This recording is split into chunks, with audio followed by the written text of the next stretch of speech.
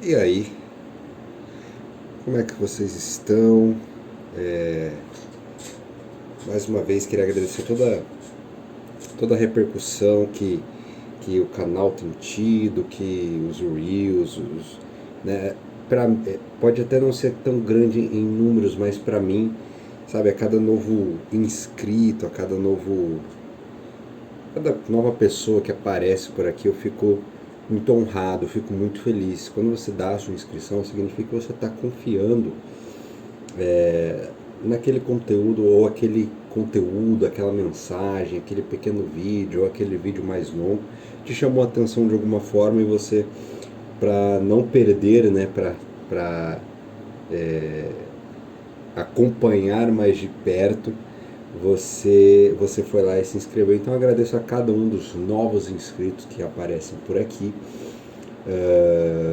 Realmente a intenção, cara, é pura e simplesmente compartilhar algumas coisas que a gente tem vivido em Jesus. Tanto que eu não tenho nenhuma estratégia de CEO, não, a minha estratégia, a única estratégia é compartilhar algo que seja genuíno, algo que seja verdadeiro, algo que seja fundamentado, uh, enfim, que seja de coração, né?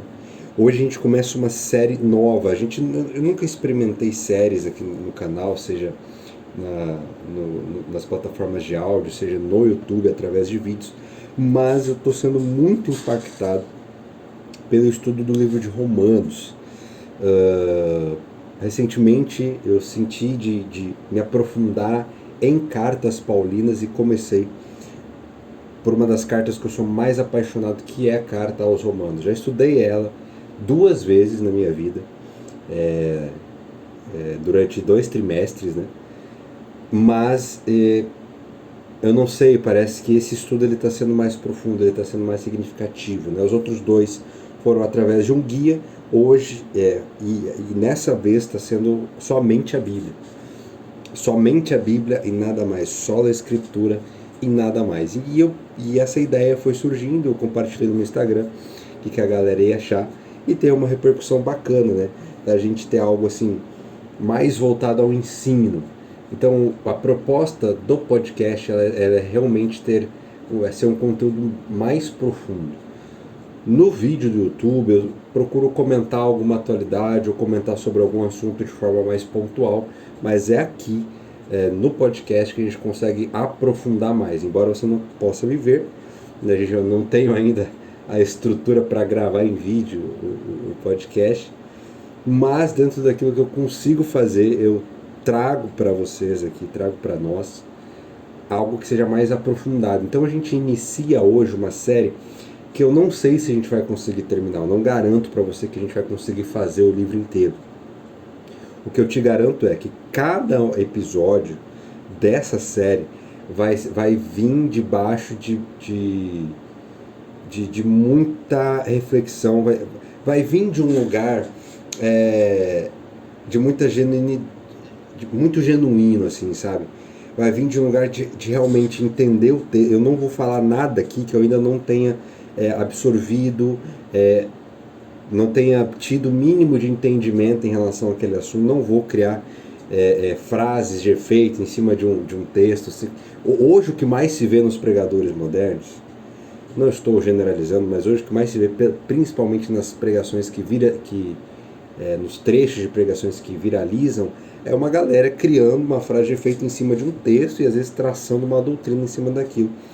Eu não vou fazer isso, né? Eu vou traçar aqui as minhas impressões, mas cada uma dessas impressões ela veio debaixo de muito estudo e de muita orientação do Espírito Santo.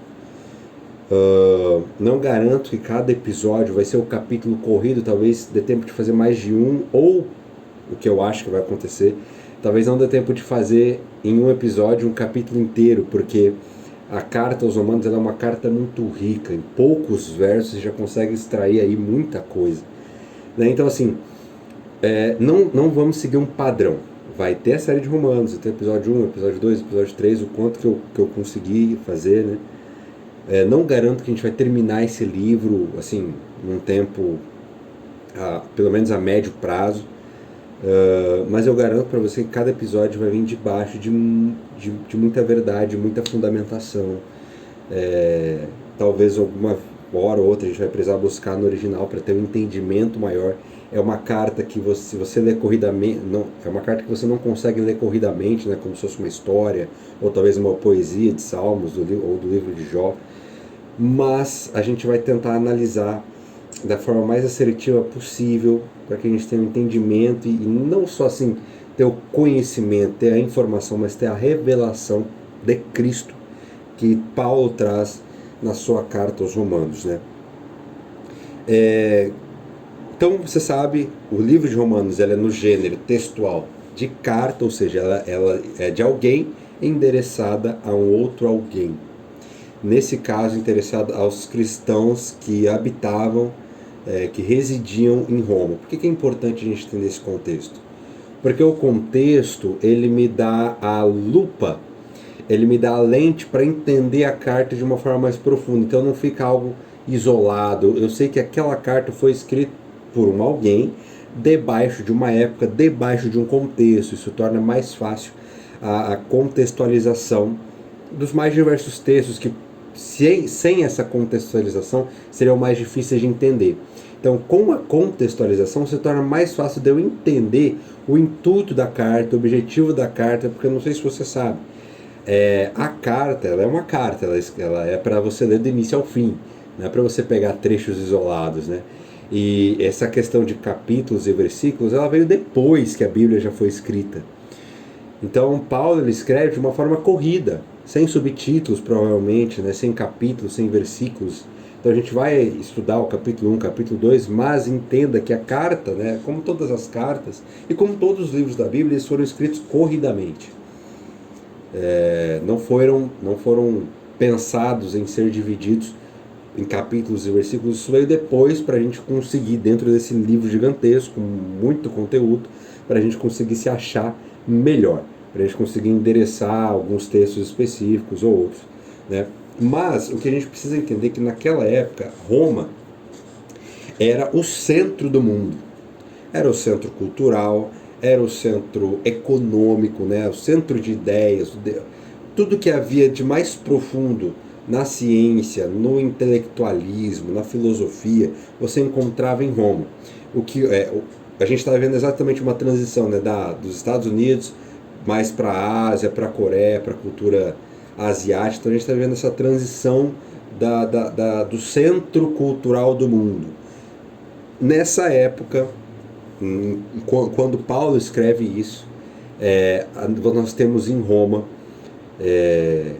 o principal berço das principais obras intelectuais, filosóficas. Muito se aproveitava da cultura grega, que também foi muito forte. Sendo assim, aquilo que aconteceu na pequena Judéia, né, de um Salvador, de um Redentor, de alguém que morreu na cruz e ressuscitou, isso, o que acontecia ainda na pequena Judéia, por mais extraordinário que fosse, não havia chegado em Roma. Então a gente pode deduzir que os cristãos em Roma provavelmente se sentiam muito solitários, tinham muitas dúvidas, né? O Novo Testamento ainda estava sendo produzido, ainda estava sendo escrito. A história de Cristo ainda estava sendo disseminada, e Paulo foi um dos grandes responsáveis por ser esse disseminador do Evangelho, principalmente para os gentios, né? Aqueles que não eram considerados judeus. Então provavelmente eles se sentiam meio solitários em uma cultura muito forte, muito bem estabelecida. O formato de domínio romano, ele era puramente você reproduzir a cultura romana num determinado lugar que eles queriam dominar, para que o imperador se sentisse à vontade, né? Ali naquele lugar, se sentisse em Roma, em qualquer lugar que fosse, ele se sentia em Roma, porque os apóstolos romanos iam lá e eles ficavam reproduzindo a cultura a tal ponto que aquele lugar ficava impregnado daquela cultura. Então essa era a forma de domínio deles. Então os romanos, eles tinham uma cultura muito bem estabelecida, né? O Brasil, apesar de ser um país novo, relativamente novo, dada a data da sua descoberta, ele é um país que já tem aí a sua cultura estabelecida, né? A cultura musical, o samba, o pagode, o futebol, que apesar de nós não termos tanta aderência quanto os países da Europa, por exemplo, e até dos Estados Unidos, é conhecido pelo país do futebol, 5 Copas do Mundo, um país muito mistificado, né? várias etnias misturadas, várias raças, um país de um povo muito alegre, muito batalhador, muito acolhedor. Então nós temos aí a nossa cultura, até se a gente for para os estados, né? Se você for para o Rio Grande do Sul tem uma cultura muito forte, o Nordeste tem uma cultura muito forte, Belo Horizonte, Rio de Janeiro, né? Cada lugar aí com a sua cultura, e com Roma não era diferente. Você pensa, era o principal centro comercial, centro, não sou especialista em história, mas era o principal centro ali político, né? Era o que dominava o mundo conhecido da época. Então Paulo tinha uma missão muito difícil, que era, em meio a tantas obras, através da sua escrita, e a escrita de Paulo, né, era fantástico. Ele não era qualquer um, ele era um homem muito bem instruído, um poliglota, alguém que sabia se utilizar muito bem das palavras, do poder de argumentação. Mas ainda assim era um desafio gigantesco, porque você tinha que produzir uma obra que concorresse com outras grandes obras que existiam ali em Roma, de igual modo. Não somente isso, mas também fortalecer os cristãos, que Paulo ainda nem conhecia. Quando Paulo escreve isso, Paulo nem havia visitado Roma ainda, né? Então era um desafio gigantesco, e Paulo ele precisa ser bem claro nas suas ideias, para tentar responder a todas as dúvidas que os cristãos tinham, e para aqueles que não eram cristãos, apresentar a mensagem do Evangelho da forma mais clara possível, né?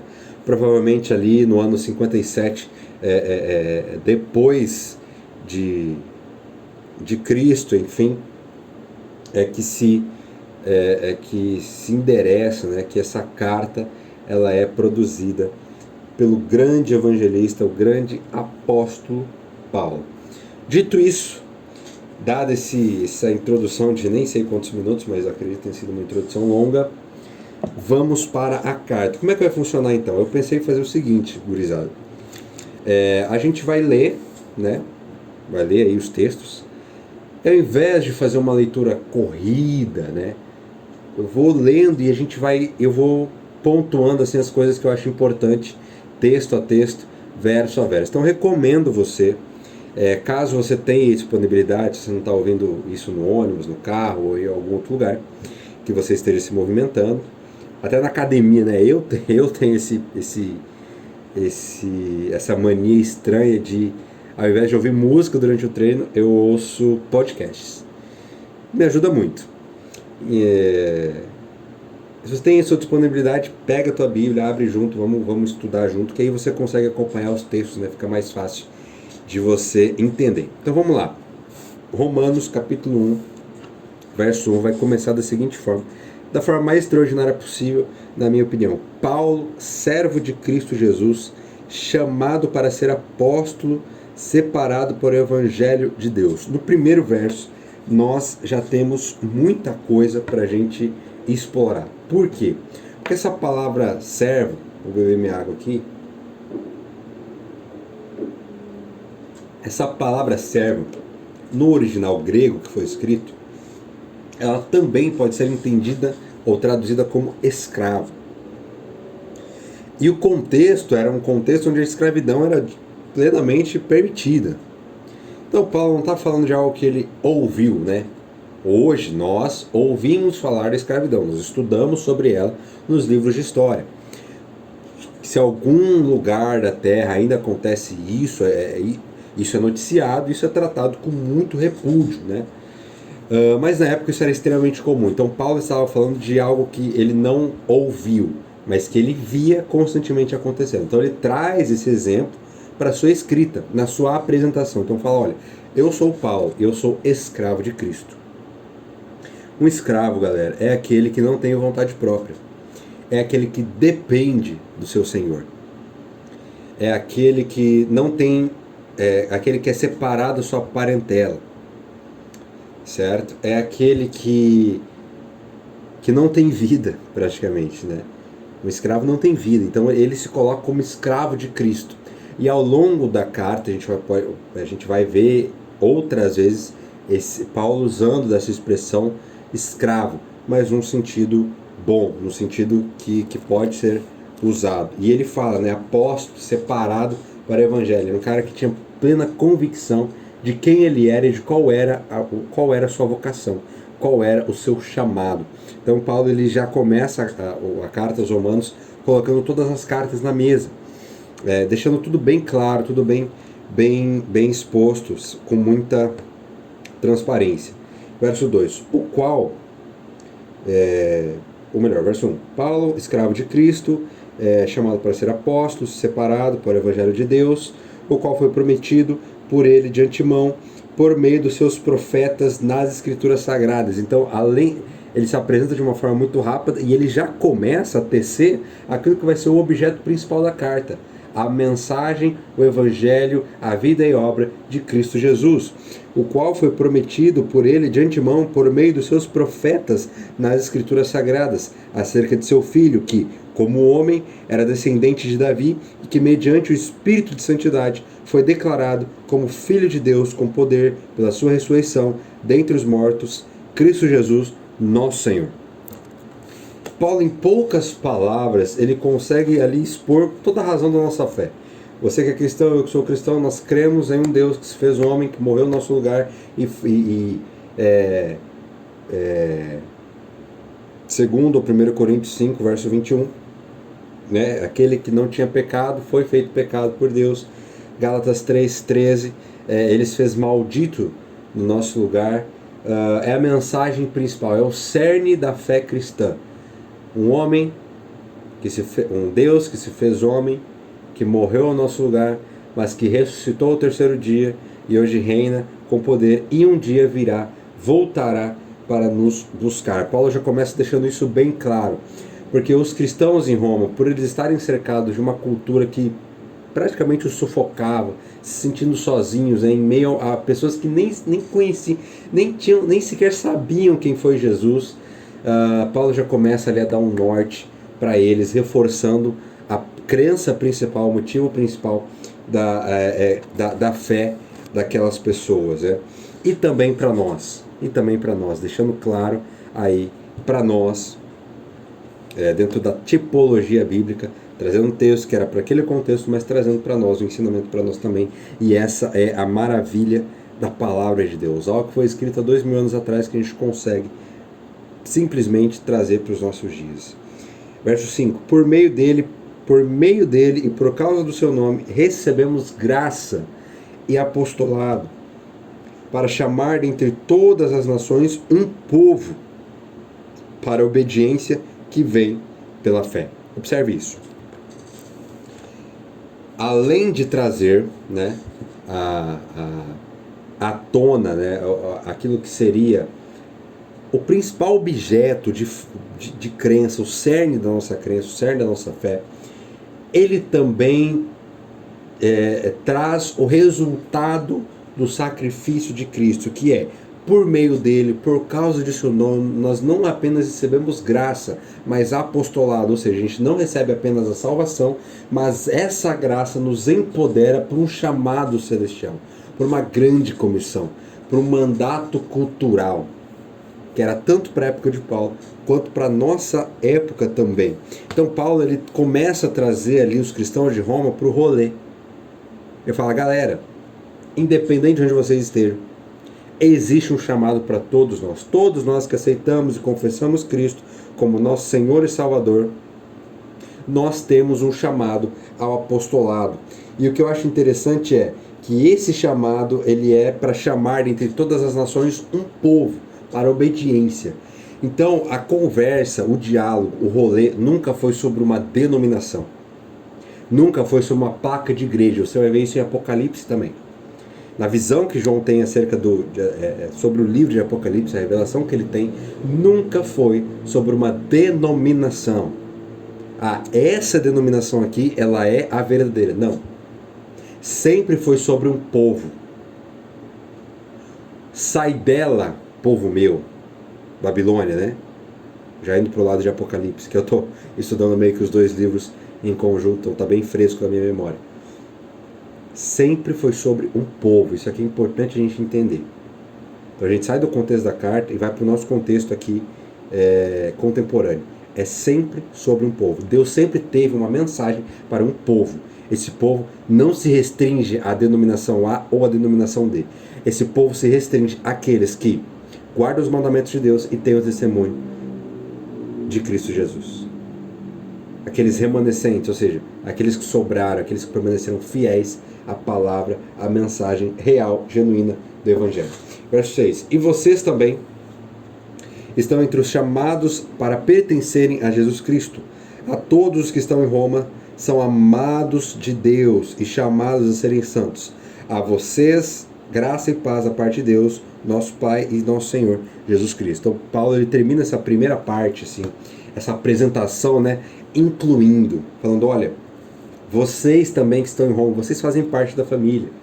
Certo? Não se sintam sozinhos, não se sintam sufocados pela cultura romana, que é muito forte. Então, ele inclui, ao mesmo tempo que ele reforça a identidade, né? Verso 7. A todos que estão em Roma, vocês são amados. Vocês são chamados para serem santos. Vocês são chamados para serem separados. Vocês são chamados para uma cultura superior. Vocês são chamados para fazer parte da cultura do reino. Isso aqui é muito importante. Sabe? Não é a cultura de Roma que vai fazer isso, que vai sufocar vocês. Existe um outro chamado, existe uma outra mentalidade. No capítulo 12, já adianta, né, ele vai falar: transformem-se pela renovação da mente de vocês. Paulo vai falar muito sobre a mente no livro dele, né? Inclusão, identidade, você vê tudo isso aí. Presente, né? E Paulo se apresenta também como escravo, como apóstolo, como servo, como separado, centralizando a pessoa de Jesus Cristo. Verso 8. Antes de tudo, sou grato ao meu Deus, mediante Jesus Cristo, ou seja, sempre colocando Jesus no rolê, sempre trazendo ele como o mediador, como o meio, o centro de tudo. Nós só existimos, nós só temos a oportunidade de salvação. Hoje nós só estamos aqui conversando sobre isso por causa de Jesus. É tudo por meio dele. Tudo volta para ele, dele, por ele, para ele. São todas as coisas, né? Mediante Cristo Jesus, por todos vocês, porque em todo mundo está sendo anunciado a fé que vocês têm. Não se sintam sozinhos. A fé que vocês têm, ela é compartilhada por outras pessoas ao redor do mundo conhecido. Olha, ao mesmo tempo que Paulo é firme nas convicções, ele também é muito humano.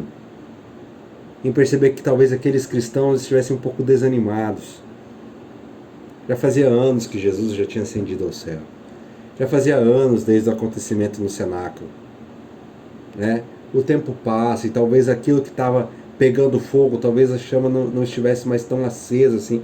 E Paulo vem restaurando isso ao mesmo tempo que ele vem trazendo de uma forma simples para quem é leigo o entendimento da mensagem central do Evangelho e o poder do Evangelho. Também, né? Em todo mundo está sendo anunciada a fé que vocês têm. Deus, a quem sirvo de todo o coração, pregando o Evangelho de seu Filho, é a minha testemunha de como sempre me lembro de vocês. Olha a irmandade, família, nem isso é ser igreja. Em todas as minhas orações, e peço que agora, finalmente, pela vontade de Deus, seja-me aberto o caminho para que eu possa visitar vocês. Lembrando que Paulo ainda não havia conhecido Roma, não havia visitado Roma, apesar de ser cidadão romano. Anseio vê-los a fim de compartilhar com vocês algum dom espiritual para fortalecê-los, isto é, para que eu e vocês sejamos mutuamente encorajados na fé. Olha a importância de família, né, cara? Isso aqui é ser igreja. É família. Paulo, com muito amor, ele escreve: cara, eu quero visitar vocês, eu quero compartilhar talvez algum dom, para que nós juntos possamos ser encorajados, para que nós juntos possamos crescer na fé. Vocês não estão sozinhos. Sabe, a fé, a mesma fé que vocês têm, está sendo espalhada para o mundo inteiro. Imagina o quão encorajador é você ouvir isso. Você não está sozinho, que você não está ficando louco, né? Não está ficando louco. E isso que aconteceu foi real. Jesus Cristo foi real. Eu sou servo dele, eu sou a prova viva do amor, da graça dele. Verso 12. Isto é, para que eu e vocês sejamos mutuamente encorajados pela fé. Quero que vocês saibam, irmãos, que muitas vezes planejei visitá-los, mas fui impedido até agora. Meu propósito é colher algum fruto entre vocês, assim como tenho colhido entre os demais gentios. Sou devedor, tanto a gregos como a bárbaros, tanto a sábios como a ignorantes.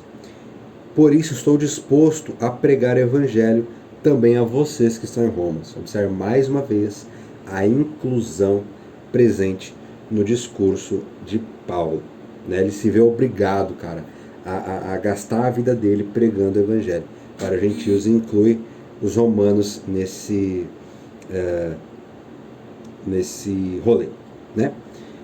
Verso 16, que é um verso fantástico. Não me envergonho do evangelho, porque é poder de Deus para a salvação de todo aquele que crê. Primeiro do judeu, depois do grego.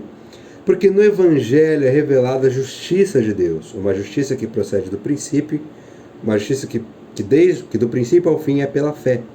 Como está escrito, o justo viverá pela fé. Esse texto aqui é muito importante, gente. Porque ele serve não apenas a carta, né, como no geral, mas esse texto principalmente. Porque ele fala o seguinte: não me envergonho do evangelho. Ele está escrevendo para um contexto, mais uma vez reforçando para que isso fique bem claro, aonde qualquer coisa que não fosse literatura romana ou a literatura grega era motivo de vergonha. A morte de cruz era motivo de vergonha. Como é que você vai crer, ou como é que você vai sustentar a ideia de crer em alguém que você não tem imagem, que você não tem escultura, mas que morreu numa morte de cruz, que era algo extremamente vergonhoso? Então Paulo ele vem fortalecendo aquilo que deveria ser a convicção daqueles cristãos em Roma, que estavam cercados por todo tipo de cultura, né, que era totalmente diferente. Aí ele fala, cara, eu não me envergonho do evangelho, porque no evangelho eu encontro o poder. Essa distinção que existe hoje das igrejas, né, você vê muitas igrejas ou indo muito para o lado do ensino, das escrituras, o que não é errado, e você vê outras indo muito para o lado do poder, do Pentecostes, do Charabanai, do rodado, falar em línguas. E, cara, tudo isso é válido, desde que tudo isso esteja conectado. Sabe, não existe, dentro das escrituras, não existe separação. Nunca partiu de Deus essa ideia. A ideia de que o evangelho fosse carregado de poder, assim como ele é. O problema é que nós não entendemos isso, né? A gente quer ir ou muito para um lado, ou muito para o outro. Ou a igreja é muito do ensino das escrituras, ou a outra igreja é muito do poder. E não, Paulo deixa claro, o evangelho, ele é poder de Deus para a salvação. Então, no evangelho, eu encontro poder. Quando Jesus é indagado acerca disso, no livro de Mateus, ele fala, olha, vocês estão errando, porque vocês não conhecem nenhum nem outro, vocês não conhecem nem o poder de Deus, nem as escrituras, certo? Então, a gente não... nunca partiu de Deus essa ideia, né, de separar essas duas coisas, então, e Paulo deixa isso bem claro, que o evangelho, ele é poder de Deus, né? Então, o que vocês estão crendo, o que vocês estão professando crer, não é mais uma filosofia dentre tantas que estão aí na cidade que vocês, né, nesse império que vocês moram. Não, nada disso. O evangelho, ele é poder, ele é supra-racional, ele está acima do entendimento, certo? Eu acho muito bonita toda essa preocupação, né, de Paulo em fortalecer a convicção, né? Ele é poder de Deus para a salvação de todo aquele que crê, ou seja, não é algo mais restrito aos judeus. Então existiu 490 anos, que foram as 70 semanas profetizadas por Daniel, de misericórdia para com o povo de Deus. A partir disso, a morte de Estevão foi um marco profético, ou seja, quando Estevão morre, esses 490 anos de misericórdia, eles acabam.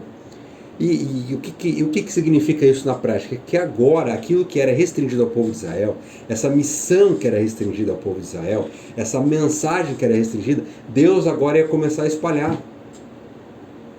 Por isso que Paulo fala, esse é o evangelho que ele tem poder sobre todo aquele que crê. Inclusive vocês que estão aí em Roma. Sabe, a mensagem que vocês creem está sendo compartilhada para o mundo, está sendo espalhada para o mundo, vocês não estão sozinhos, né? O justo, gente, viverá pela fé. Ele retraz o texto lá de Abacuque, né? Abacuque 2, verso 4, o justo viverá pela fé, fortalecendo a fé deles, porque realmente era muito difícil, né? Até os dias de hoje é difícil. Então Paulo ele vem fortalecendo toda a fé, a convicção Se eu parar assim é porque eu estou bebendo água, tá? Toda a convicção daquela galera. Beleza? Tudo bem até aqui? Dá uma respirada. Sei que é muita informação, mas é uma informação que eu creio que, assim como me impactou, vai te impactar também. Já chegamos na metade do capítulo, olha só que legal, como está indo rápido.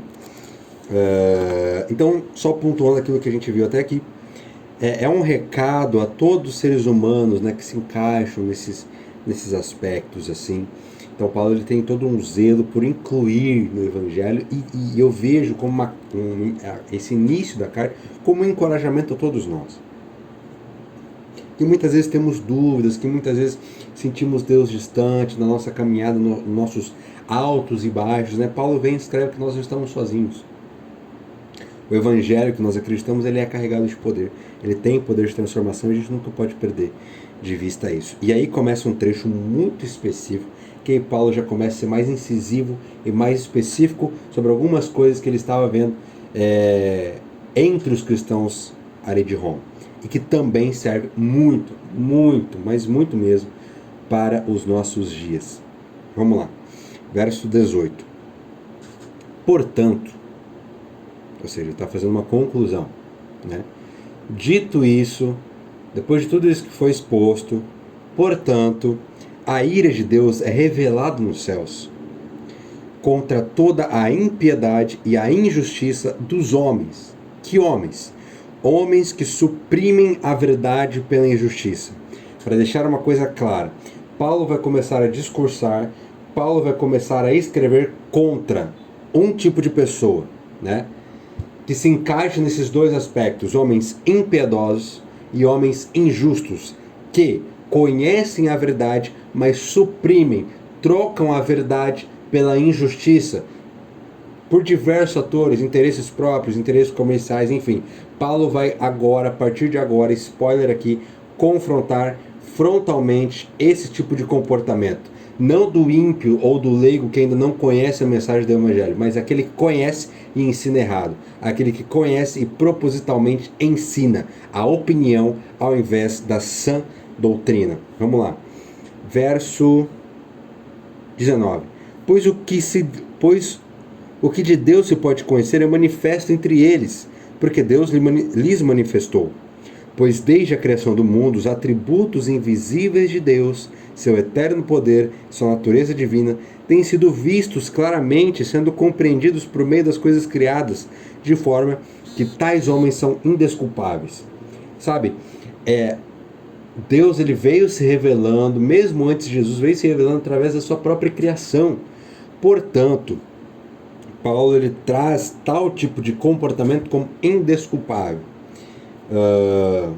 Tava numa mesa esses dias com um casal de amigos e eu tinha ido na igreja deles ensinar um pouco sobre. Eu fui ali ministrar a adoração, só que no meio da ministração eu pude ali lançar algumas sementes, algumas bases, né, do fundamento da adoração, do fundamento do louvor, o que Deus espera, né, de nós como adoradores, né, que Deus, aquele que busca aqueles que o adoram em espírito e em verdade, o que ele espera de nós, né, em retribuição a tudo que ele é, tudo que ele fez, tudo que ele faz. Fui e lancei algumas sementes. O que foi me revelado nessa mesa? Que no sábado seguinte, essa ministração, veio uma pessoa e refutou tudo aquilo que eu falei. O problema é que os argumentos que foram utilizados não foram pautados na Bíblia. Foram usados textos fora de contexto. Isso é o que me foi exposto, tá, galera? E eu sei, mesmo eu não ouvindo, eu sei que isso é uma coisa que acontece. Cara, acontece de monte. Opinião pessoal travestida de doutrina. Então, o líder espiritual, ao invés dele ter aí a maturidade de falar, cara, eu não gosto disso aí, ele vem torcendo textos bíblicos para dar aval para aquele membro que talvez não conheça tanto, aceitar a opinião do cara. E desculpa, quem faz isso não é ovelha, é lobo. É lobo no meio do povo. Isso é Babilônia. Voltando para esse caso. E aí foi tudo aquilo que eu falei foi desconstruído, usando argumentos que eram muito mais voltados para a opinião, né? A pessoa que basicamente não gostava de música, e usou a opinião para tentar ali promover algum tipo de doutrina. E a gente estava nessa mesa conversando, uma das pessoas do casal falou assim, mas a gente tem que aproveitar, talvez alguma coisa ali. Eu falei, olha, é o seguinte, vou dar a minha opinião clara e sobre isso que acontece. Não o caso específico, mas sobre o geral. Quem utiliza do púlpito ou de alguma plataforma, né, dentro da igreja, na internet, online, presencial, para expor a sua opinião pessoal e tentar travestir ela de doutrina, tentar colocar uma roupa de doutrina na sua opinião pessoal, isso é lobo, isso não é ovelha. Uma das coisas que Jesus estava querendo dizer quando ele disse que no tempo do fim surgirão falsos mestres e falsos profetas é sobre isso. Falso mestre, ou seja, aquele que traz um ensino errado. Durante muito tempo nós encaramos nós só olhamos para o falso profeta, né?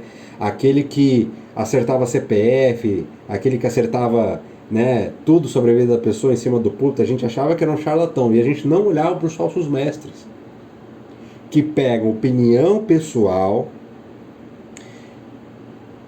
e ao invés de exporem, galera, isso aqui é a minha opinião, né? Falar para os seus liderados, para as suas ovelhas, para os membros da sua comunidade, gente, isso aqui é a minha opinião, tá? Ao invés de serem sinceros e honestos nesse aspecto, tentam distorcer textos bíblicos, distorcer textos inspirados de profetas, de profetisas, para sustentar a sua própria opinião, ao invés de falar, cara, ao invés de virar para a banda e falar, não gosto desse ritmo que vocês estão tocando, ou sei lá, não gosto de tal estilo de roupa de quem sobe aqui na frente, sobe aqui em cima, né? Quem vem aqui em cima do púlpito. Não, fica tentando assim caçar, cara, texto, sabe? Isso é o cúmulo do absurdo. E é sobre esse mais, assim, uma das pessoas, um dos tipos de comportamento que Paulo vai combater frontalmente, na minha visão, é esse. Um dos, né? Porque isso que Paulo vai falar envolve outros, né? Aqueles que conhecem, mas subvertem a sã doutrina. Vamos reler o verso 20. Pois desde a criação do mundo, os atributos invisíveis de Deus e seu eterno poder e sua natureza divina têm sido vistos claramente, sendo compreendidos por meio das coisas criadas, de forma que tais homens são indesculpáveis. Porque, tendo conhecido a Deus, não glorificaram como Deus. Então, o discurso aqui, o confronto aqui não é para quem não conhece. É justamente para aquele que conhece e não se prostrou e não glorificou como deveria.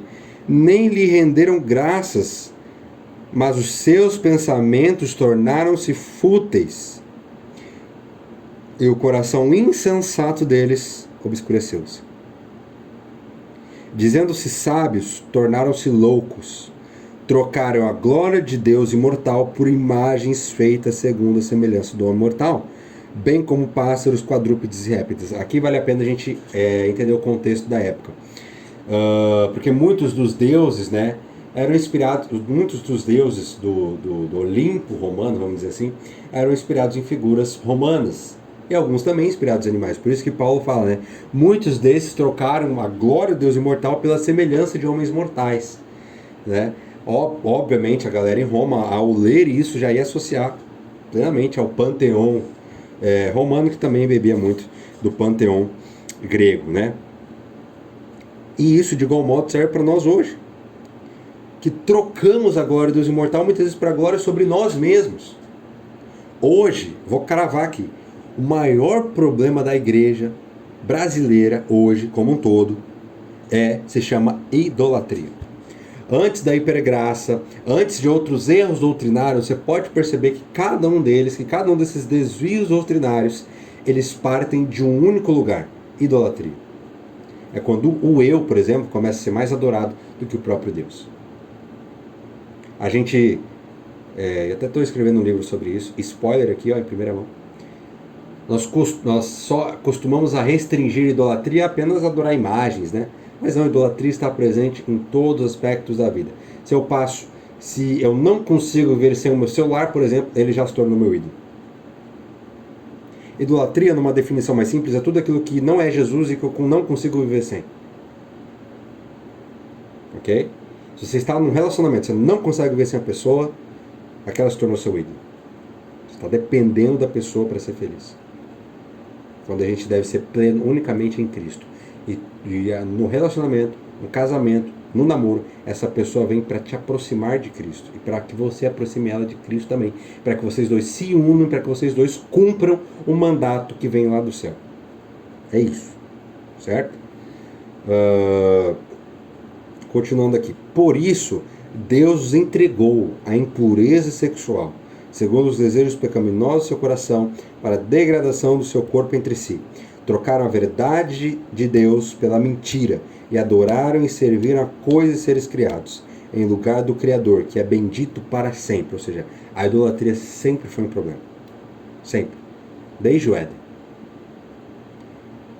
Quando Eva e Adão perceberam que o eu deles podia ser adorado, foi quando eles caíram. Então sempre vem passando pelo povo de Israel, todas as eras, todas as épocas, sempre o principal problema foi a idolatria. Né? Você adorar aquilo que não é Deus. E a gente vai entrar num outro aspecto agora, bem delicado. Só que é bem claro na palavra. 26. Por causa disso, Deus entregou as paixões vergonhosas. Até as mulheres trocaram suas relações sexuais naturais por outras contrárias à sua natureza. Da mesma forma, os homens também abandonaram as relações sexuais com as mulheres e se inflamaram de paixão uns pelos outros. Começaram a cometer atos indecentes, homens com homens, e receberam em si mesmos o castigo merecido pela sua perversão. Cara, claro aqui, né? O enfoque não é sobre isso. Eu acho que esse tema específico, homossexualidade, ideologia de gênero, estou preparando material sobre isso. Isso merece um vídeo, um podcast, uma série de vídeos específicos só sobre isso. Só pra gente pontuar. Algo é claro na palavra. Ok? Isso é claro na palavra. Qualquer malabarismo teológico para tentar ir a favor desse tipo de comportamento, desse tipo de pecado. Por que eu falo desse tipo de pecado? Só um parênteses. Porque eu vejo muitos cristãos colocando a homossexualidade como se fosse o pior pecado de todos. Cara, é o pecado e faz parte de uma lista. Da mesma forma que um heterossexual viciado em pornografia está pecando, homossexual também. A grande diferença é que muitas vezes essa segunda opção ela é escondida. E aí a gente consegue tratar mais na miúda. Como o ser humano ele tem a tendência da concupiscência dos olhos, né, daquilo que ele vê, então ele obviamente vai condenar muito mais rápido o homossexual do que o hétero casado que é viciado em pornografia, por exemplo. Que é tão errado quanto, e talvez até pior, é escondido. Né? É escondido. Então, da mesma forma que um heterossexual viciado em pornografia tem dificuldade em lidar com a sua heterossexualidade, alguém que tem dificuldade em lidar com a sua homossexualidade precisa de Jesus tanto quanto. Tanto quanto. Todos nós somos pecadores, miseráveis, pó, e precisamos de um Redentor. Paulo vai falar mais à frente acerca da lei. A lei veio para ressaltar o pecado. Se não tem lei, não tem transgressão. Se não tem transgressão, não existe perdido. Se não existe perdido, não existe a necessidade de um Salvador. Né? Mas aí veio Cristo, que veio fazer aquilo que a lei não conseguia. Então, gente, é claro. É pecado, cara. É pecado. Assim como muitas outras coisas também, tá? Eu não quero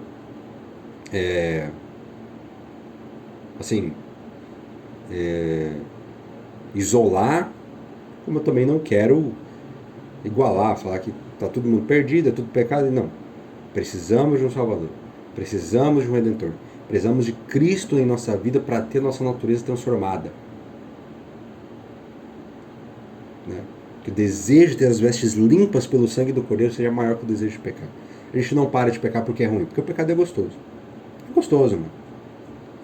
Só que a partir do momento que eu entendo que é pecado, aí é o primeiro passo para começar a acertar e buscar a Cristo intensamente. E Ele, cara, vai me abraçar de um tanto. Ele vai me oferecer uma graça, porque na própria carta aos Romanos fala que onde tem pecado tem muito mais graça. O sacrifício de Cristo, ele é suficiente para te libertar do pecado.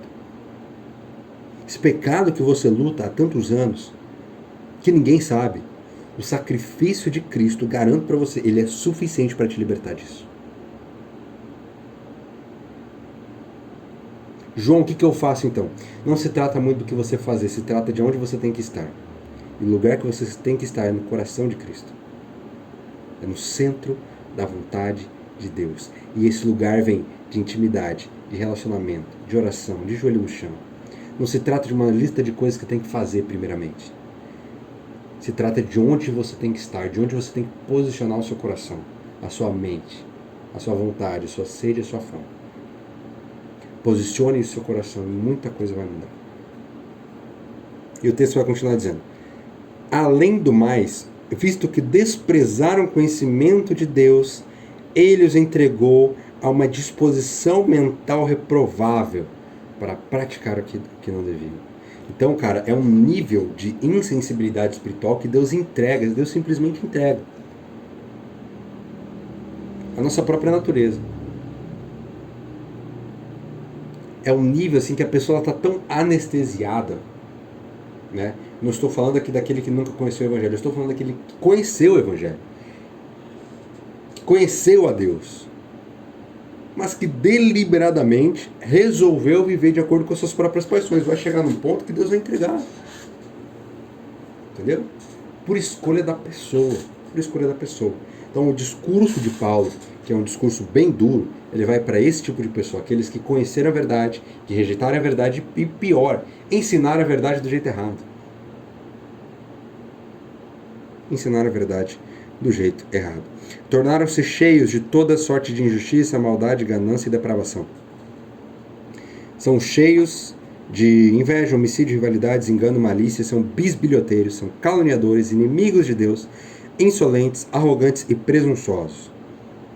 Inventam 1000 maneiras de praticar o mal, desobedecem aos pais, são insensatos, desleais, sem amor pela família, implacáveis, embora, olha só que louco, embora conheçam o justo decreto de Deus, de que as pessoas que praticam tais coisas merecem a morte, não somente continuam a praticá-las, mas também aprovam aqueles que a praticam. Isso é muito sério, gente, é muito sério. Paulo não está escrevendo somente, né, para quem não conhece. Paulo, ele direciona assim, para aqueles que conhecem e, conhecendo deliberadamente, escolhem não seguir. E deliberadamente escolhem ensinar o errado. E deliberadamente é como se zombasse na cara de Deus. Entendeu? Ensina errado, treina errado. Entregues a uma disposição mental reprovável. Embora conheçam um decreto, né? Sabe que quem pratica tais coisas vai ter a morte como consequência. E, enfim, a mensagem de juízo, galera, faz parte do Evangelho. Não existe meio termo. Nem todos os caminhos levam a Deus. É uma escolha que todos os dias nós fazemos. Apesar de ser uma escolha, também não é tão preto no branco. A partir do momento que eu escolho uma caminhada, eu estou não escolhendo fazer tudo certinho para receber uma recompensa. Olha só, isso aí vem debaixo de orgulho, isso aí vem debaixo de arrogância. É quando eu, assim como Cristo, me esvazio de mim mesmo, me permito ser preenchido pelo Espírito Santo e entendo que o que Deus está buscando é uma relação, desde o Éden. E quando eu entendo Deus como um pai, não como um chefe, tudo isso se torna mais leve. Se torna um prazer ler a Bíblia, se torna um prazer orar, se torna um prazer ir na igreja. As práticas, as disciplinas espirituais, elas não são pesarosas, elas são um privilégio, porque eu entendo que isso faz parte da minha relação. Quanto mais eu puder investir nessa relação, melhor. Conhecer a Deus, conhecer a face de Deus, conhecer a glória de Deus. Isso não tem preço, cara. Isso não tem preço. No final, tudo vai voltar para uma coisa só: relacionamento. E é através do relacionamento que o seu comportamento, a sua natureza vai sendo moldada. Para de achar que você tem que mudar o seu guarda-roupa por completo. Para de achar que você tem que parar de fazer um monte de coisa, que você tem que mudar, que você tem que ficar certinho. Para então se aproximar de Deus. Não, se apresente a Deus, se aproxime dele e ele vai se aproximar de você do jeito que você está. E ele te ama tanto que ele não vai deixar você ficar do jeito que você está. O amor dele é tão grande que ao se aproximar de você, a natureza dele não vai permitir, cara, que você continue do mesmo jeito. E você, a partir do momento que você inicia esse processo de relação, porque é uma jornada, altos e baixos, você continua sendo ser humano. Por mais que você prove grandes milagres, grandes moveres, você continua sendo um ser humano com as suas fraquezas. E é nessas fraquezas que o poder de Cristo é aperfeiçoado e é ressaltado. Entende? A principal mensagem da carta aos Romanos é essa. O sacrifício de Cristo foi, é, sempre será suficiente para me redimir, para me salvar, para superabundar graça, onde eu acho que teve muito pecado. Ele vem e apaga tudo, te dá vestes brancas. E diz assim: oi, João, eu preparei um banquete pra gente, com as minhas próprias mãos. E você se assenta à mesa do Pai, face a face, sem o véu, sem o Moisés para precisar subir no monte no seu lugar. Agora nós temos livre acesso ao coração dele por meio de Cristo. E eu inicio um relacionamento, uma conversa. E aí, João, o que está angustiando o seu coração? Como é que você está se sentindo hoje? Olha, pai, hoje eu não estou muito legal. Aconteceu isso, isso e isso. Me senti triste. Fiquei com raiva. Xinguei. Seja honesto, seja sincero. E eu tenho certeza que a sua vida nunca mais será a mesma a partir do momento que você se apresentar para a presença. A presença é transformadora, meus amigos. Não existe nada igual. Nenhuma droga se compara, nenhuma festa se compara, nenhuma bebida se compara, nenhum prazer sexual se compara ao prazer da presença, a plenitude que a presença causa. Galera, eu acho que já deu, né? Esse foi o nosso primeiro episódio, a gente conseguiu terminar pelo menos aí os pontos principais que eu queria trazer sobre o primeiro capítulo de Romanos. Próximo episódio vamos trazer aí o capítulo 2, não sei se a gente vai ser completo no capítulo 2, mas pelo menos vai abordar aí, tentar abordar os pontos principais. Cara, curtiu esse primeiro episódio? Quer continua? Comenta aqui embaixo se você está vendo no YouTube, manda o feedback lá no Instagram, né? Gente, eu não sou famoso, gente. Então eu consigo ser bem acessível, tá? Pode mandar mensagens, eu estou sempre disponível a feedbacks. Esses dias, ontem, recebi um feedback acerca do vídeo de devocional, né? Que é mais adoração. E, cara, foi tão importante para mim aquilo ali. Então, dê um feedback, dê um direcionamento, que isso tudo é para servir vocês, direcionados pelo Espírito Santo, para que a gente cresça junto cada vez mais, beleza? Valeu, um abraço, é nóis.